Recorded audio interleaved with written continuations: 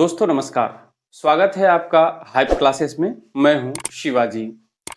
आज हम लोग बात करेंगे मराठा साम्राज्य के सैन्य व्यवस्था पर।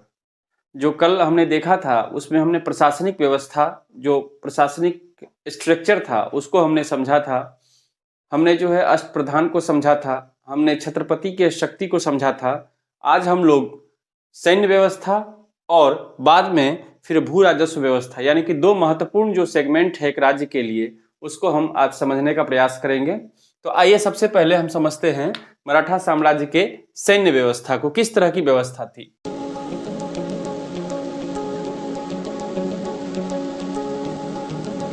तो तीन तरह के सैनिक थे मराठा साम्राज्य में। एक पैदल सैनिक, एक अश्वसेना और तीसरा जो था वह महत्वपूर्ण नौसेना। देखिए नौसेना महत्वपूर्ण इसलिए है क्योंकि ये तटवर्ती राज्य है और तटवर्ती राज्यों के पास अगर नौसैनिक नहीं होगा तो वह ना तो व्यापार कर पाएंगे ना ही सुरक्षा कर पाएंगे अपनी। तो ये तीन तरह के सैनिक मराठा साम्राज्य में थे, पैदल, अश्व और नौसेना। अब देखिए पागा, पागा किसे कहा जाता था, इस तरह के टर्म पूछे जाते हैं एग्जाम में, इसलिए याद रखना है। पागा जो था वह नियमित घुड़सवार सेना था, या इसको आप यूं समझिए कि यह शाही सेना। शाही सेना का मतलब है रॉयल आर्मी, जो वैसा सेना जो मराठा शासक यानी कि जो छत्रपति थे उनके अधीन था। सीधे सीधे अधीन का मतलब क्या है, उनके लिए वेतन की व्यवस्था सरकार करती थी, यानी कि मराठा शासक के द्वारा या मराठा के साम्राज्य के कोष से उसको वेतन दिया जाता था। उसके अस्त्र शस्त्र खरीदे जाते थे, उसके लिए घोड़े की व्यवस्था, उसका देखभाल, सब कुछ जो है वह सरकार की तरफ से, शासक की तरफ से होता था। इसलिए यह शाही सेना थी, नियमित घुड़सवार सेना थी। नियमित का मतलब क्या है, यह रेगुलर शासक की सेवा में रहता था, तो उसे पागा कहा गया है। तो ये ध्यान रखिएगा पागा क्या है। उसके बाद पागा जो घुड़सवार सैनिक थे उसका एक रैंक था। तो रैंक को मैंने यहाँ पे क्रमबद्ध लिख दिया है। सबसे नीचे जो होता था वह हवलदार होता था, उसके ऊपर जुमलादार होता था, उसके ऊपर एक हजारी होता था, उसके ऊपर पंच हजारी होता था, और सबसे ऊपर जो मंत्री होते थे या विभाग के प्रमुख होते थे सर ए नौबत, जिसका जिक्र मैंने पिछले वीडियो में किया है, जो अष्टप्रधान में से एक थे। सेना के प्रमुख को सर ए नौबत कहा जाता था, जो कि सेना विभाग के प्रमुख थे। तो क्रम याद रखेंगे, सबसे नीचे हवलदार, फिर जुमलादार, फिर एक हजारी, पंच हजारी और सबसे ऊपर मंत्री, जो कि विभाग के अध्यक्ष होते थे सैनिक विभाग के। तो इस तरह से है। फिर देखिए सिलहदार, सिलहदार महत्वपूर्ण पद था। सिलहदार कौन था, सिलहदार जो है अनियमित सैनिक थे। अनियमित सैनिक और नियमित सैनिक हमने देखा पागा, पागा का समझिए कि उल्टा है, ये अनियमित सैनिक है सिलहदार। केवल युद्ध के समय के लिए था ये, केवल युद्ध के समय के लिए का मतलब जब युद्ध लड़ता था शासक छत्रपति, तो उन्हें जब सैनिक की आवश्यकता होती थी, संख्या बल बढ़ाना होता था, तो सिलहदार को लाया जाता था, बुलाया जाता था। तो जो सिलहदार आते थे उनके पास अपना अस्त्र शस्त्र, अपना घोड़ा होता था, तो अपने हथियार के साथ वो आते थे और फिर जो है वह शासक का सहायता करते थे, किसमें, लूटने में, आक्रमण करने में। और फिर जो लूटे गए माल होते थे, जिस क्षेत्र को लूटा जाता था, उसी में से उसका हिस्सा होता था। तो नियमित रूप से यह शासक का सेना नहीं था, नियमित रूप से इन्हें वेतन नहीं दिया जाता था, नियमित इनकी देखभाल नहीं होती थी, नियमित इनकी सेवा भी नहीं ली जाती थी। तो ये एक अनियमित सैनिक थे। और कब जरूरत होती थी इनकी, जब युद्ध होता था, तो युद्ध में इनका सहयोग लिया जाता था और बदले में क्या दिया जाता था, तो जो लूट का माल होता था उसमें से इसको हिस्सा दिया जाता था। तो ऐसे सैनिक को सिलहदार कहते थे। तो पागा फिर सिलहदार, देखिए दोनों महत्वपूर्ण है। फिर देखिए नौसेना के बारे में थोड़ा समझिए। कोंकण क्षेत्र पर, कोंकण क्षेत्र आप समझ रहे हैं, तटवर्ती क्षेत्र जो है, जो महाराष्ट्र और गोवा और फिर कर्नाटक का क्षेत्र है, तो कोंकण क्षेत्र पर नियंत्रण रखने के लिए एक मजबूत नौसेना था। स्वाभाविक है, जब आप तटीय क्षेत्र के हैं तो आपको एक मजबूत नौसेना रखना होगा, तो नौसेना था। सर्वप्रथम 1658 ईस्वी में कल्याण विजय के बाद यहाँ पर नौसैनिक अड्डा स्थापित किया गया था। देखिए 1658 ईस्वी में सबसे पहला कल्याण विजय किया गया इस नौसैनिक प्रयास से या नौसेना के बल पर, और कल्याण विजय के बाद ही यहीं पर यानी कि कल्याण में ही एक नौसैनिक अड्डा स्थापित किया गया। यह सवाल भी पूछा गया कि पहला नौसैनिक अड्डा शिवाजी ने कहाँ स्थापित किया था, या मराठा साम्राज्य का पहला नौसैनिक अड्डा कहाँ स्थापित हुआ था, तो उत्तर आपका कल्याण हो जाएगा 1658 ईस्वी में। ठीक है। अब देखिए कोलाबा नौसेना का प्रमुख केंद्र था। ये मुख्य केंद्र था, इनकी मुख्यालय आप समझ सकते हैं। तो नौसेना यानी कि नेवी जो था उसका जो मुख्यालय था वो कहाँ था? कोलाबा में था। कोलाबा आप जानते हैं महाराष्ट्र में है, ठीक है। जंजीरा, जिससे टकरार हुई सीधे सीधे मराठों की, या यूं कहें शिवाजी की, तो जंजीरा के नौसैनिक जो सिद्दी थे, सिद्दियों से शिवाजी को काफी संघर्ष करना पड़ा था। और शायद इसीलिए इस तरह के संघर्ष के लिए ही शिवाजी ने क्या किया था, एक मजबूत नौसेना तैयार किया था, ताकि ये जो सिद्दी थे ये एक्चुअल में डाकू प्रवृत्ति के थे। ये जो नौसैनिक डाकू थे, आप ऐसा समझ सकते हैं कि जल के माध्यम से लूटपाट करते थे, या जो जलीय मार्ग से आते थे उसको लूट लेते थे व्यापारियों को। तो उससे टकराना पड़ा किसको? शिवाजी को। और इसके लिए क्या जरूरी था? एक मजबूत नौसेना की आवश्यकता थी। तो सिद्धियों से लगातार लड़ाई इनको करना पड़ा। अब देखिए, पाइक, पाइक क्या था? तो पैदल सैनिकों को पाइक कहा जाता था। अब देखिए, 3 टर्म आ गए आपके पास, एक पागा, दूसरा सिलहदार और तीसरा पाइक। तो ये तीनों सवाल पूछे जा सकते हैं सेना से जुड़ा हुआ। तो पागा नियमित घुड़सवार सेना, शाही सेना, सिलहदार अनियमित सैनिक, और पाइक जो है वह पैदल सैनिक, फिर नौसेना। ये आप, मुझे लगता है आप समझ गए होंगे तीनों तरह के सेना को। अब देखिए, हवलदार, हवलदार जो है वो कौन होता था? तो किला जो होता था, किला की सुरक्षा के लिए अलग से व्यवस्था की जाती थी, क्योंकि किला को सुरक्षित रखना जरूरी है। किला अगर किसी ने जीत लिया तो समझिए वो राज्य चला गया। तो किला को घेर के रखने के लिए, उसकी सुरक्षा के लिए अलग से व्यवस्था की जाती थी। तो हवलदार जो पद था वह किले की आंतरिक व्यवस्था, आंतरिक व्यवस्था की देखरेख, किला के अंदर की जो व्यवस्था है उसकी देखरेख के लिए जो है हवलदार हुआ करता था। अब देखिए, सबनिस, सबनिस का काम क्या था? अच्छा, हवलदार किले की आंतरिक व्यवस्था का मतलब सुरक्षा व्यवस्था से, सुरक्षा व्यवस्था की देखभाल करता था। सबनिस जो है वो किले के अंदर ही लेकिन असैनिक कार्यों को देखता था। किला के अंदर जो अन्य कार्य हैं, सैनिक कार्य के लिए हवलदार, और असैनिक कार्यों के लिए कौन था? सबनिस। तो किला से अगर सवाल पूछेगा किला के सुरक्षा से, तो ये 2 पद जो है महत्वपूर्ण है, हवलदार और सबनिस। हवलदार हो गया सुरक्षा की देखभाल, आंतरिक सुरक्षा, और सबनिस का काम क्या था? असैनिक कार्य अंदर में ही, किला के अंदर। तो ये दोनों याद रखेंगे आप। उसके बाद आप आ जाइए भू राजस्व व्यवस्था पर। तो ये सैन्य व्यवस्था है, मोटा मोटा आप याद रखेंगे। ये सब जो भी फैक्ट मैंने दिए हैं ये सवाल पूछे गए हैं और पूछे जाते हैं बार बार, और इससे बाहर नहीं पूछा जाएगा आपसे सवाल पीटी में कम से कम। अब आइए, भू राजस्व व्यवस्था बहुत महत्वपूर्ण है। मराठा साम्राज्य की भू राजस्व व्यवस्था एक मजबूत व्यवस्था थी, इसकी अर्थव्यवस्था मजबूत थी, इसीलिए यह साम्राज्य भी बहुत मजबूत था। देखिए, कोई भी जो राज्य या देश या साम्राज्य जो मजबूत होता है उसके 2 पहलू हैं, एक सैन्य व्यवस्था और दूसरा अर्थव्यवस्था। अर्थव्यवस्था और सैन्य व्यवस्था अगर मजबूत होगा तो वह देश बहुत मजबूत होगा। तो आप इसीलिए विकसित राष्ट्रों को देखिए, अमेरिका को देखिए, रूस को देखिए, चीन को देखिए, जहाँ पर जो भी इस तरह के विकसित राष्ट्र हैं उसकी 2 चीजें बहुत स्ट्रांग हैं। एक उसकी जो सुरक्षा व्यवस्था, रक्षा की व्यवस्था यानी कि सैन्य व्यवस्था, और सेकेंड वन वो है इकोनॉमी, उस देश की इकोनॉमी, अर्थव्यवस्था मजबूत होती है। तो मराठा साम्राज्य को भी आप अगर गौर से देखेंगे तो ये दोनों व्यवस्थाएं इसकी बहुत मजबूत थी। अब आइए भू राजस्व को समझते हैं।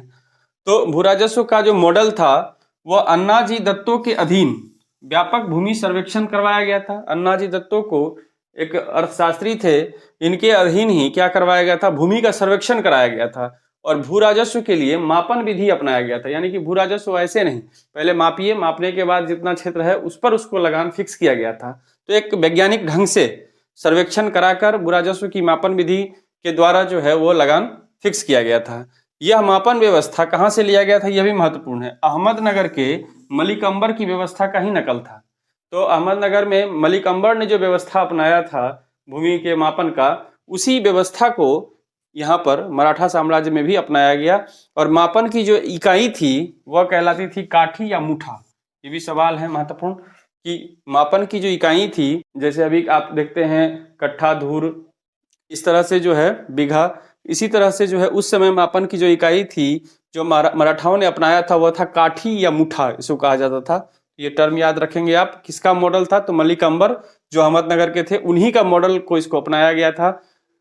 और मराठा में किसको दिया गया था यह काम? तो अन्नाजी दत्तो के अधीन ये सर्वेक्षण का कार्य हुआ था। तो ये नाम कुछ महत्वपूर्ण है जिसको याद रखेंगे आप। उसके बाद आइए, प्रारंभ में भू राजस्व की दर 33% थी।